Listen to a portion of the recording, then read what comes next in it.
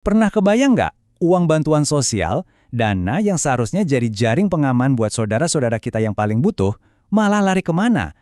Ternyata uang itu ngalir deras ke kantong yang salah. Bukan cuma salah sasaran, tapi parahnya dipakai buat judi online. Dan yang paling ironis, diterima sama mereka yang jelas-jelas sudah mapan. Oke, mari kita bedah bareng-bareng kegelapan ini. Lihat angka ini deh, 1.500. Ini bukan cuma statistik biasa loh. Ini adalah 1.500 keluarga di satu kota aja, di kota Serang, yang baru-baru ini namanya dicoret sama Kementerian Sosial dari daftar penerima bansos. Bayangin, 1.500. Nah, kenapa mereka dicoret? Ini dia alasannya. Bukan karena mereka udah sejahtera, tapi karena uang rakyat yang harusnya buat makan malah terindikasi dibakar buat judi online.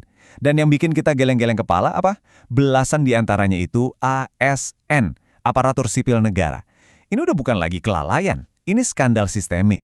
Dan percaya deh, kasus di Serang ini cuma gejala kecil aja. Cuma puncak dari gunung es. Di bawahnya ada masalah yang jauh lebih besar dan udah berakar di seluruh negeri. Oke, sekarang kita bakal bongkar seberapa parah sih masalah ini sebenarnya. Seberapa dalam boroknya. Biar data resmi aja yang ngomong. Nah, lihat data dari PPATK ini. Gila kan? Hampir 28.000 pegawai BUMN dan lebih dari 7.400 dokter loh tercatat sebagai penerima bansos. Saya ulang ya, kalian nggak salah dengar.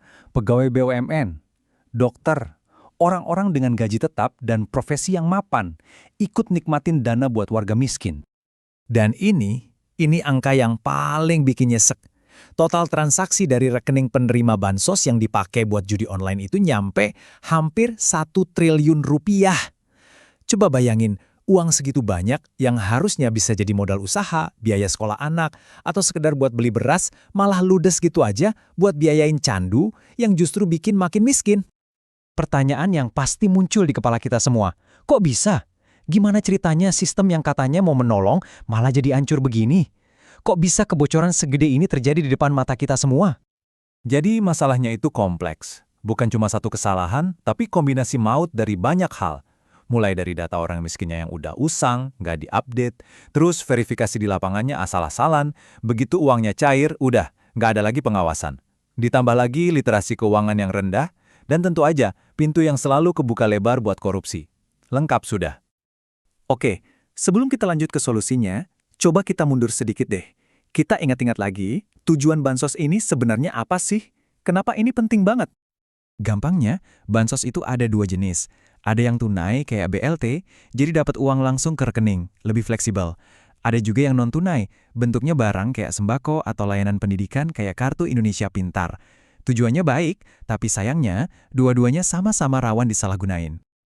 Ya jelas, setelah skandal segede ini kebongkar, pemerintah nggak mungkin diam aja kan? Beberapa tindakan tegas mulai diambil buat bersih-bersih dan ngasih efek jera. Dan ada 2 pendekatan yang menarik banget nih. Di Bengkulu, rumah penerima bansos ditempelin stiker keluarga miskin.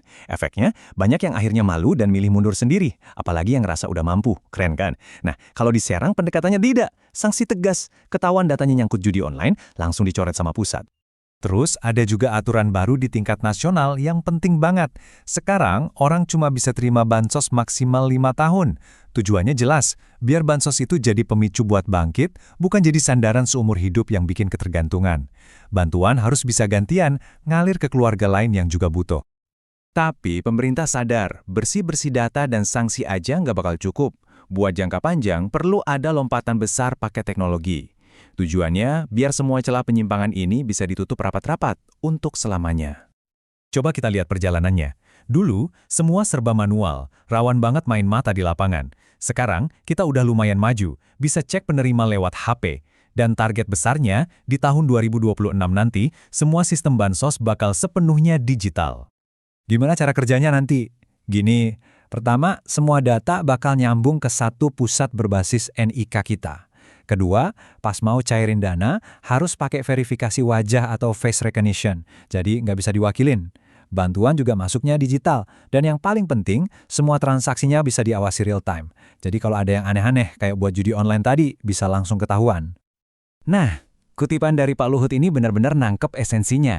Klaimnya, dengan sistem digital ini, nggak ada lagi tuh kepala desa yang bisa mainin data bansos buat kepentingan politik. Nggak ada lagi cerita, pilih saya, nanti saya masukin daftar bansos. Kedengarannya kan canggih banget ya solusinya. Visi masa depan yang bersih, efisien, dan anti korupsi. Tapi pertanyaan besarnya tetap ada.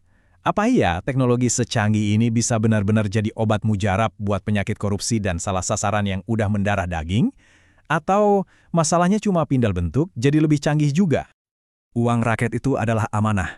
Kalau kalian mau ada lebih banyak suara dari kegelapan yang terus mengawal dan membongkar isu-isu krusial kayak gini, pastikan kalian tekan tombol subscribe channel Suara dari Kegelapan. Sampai ketemu di penelusuran kami selanjutnya.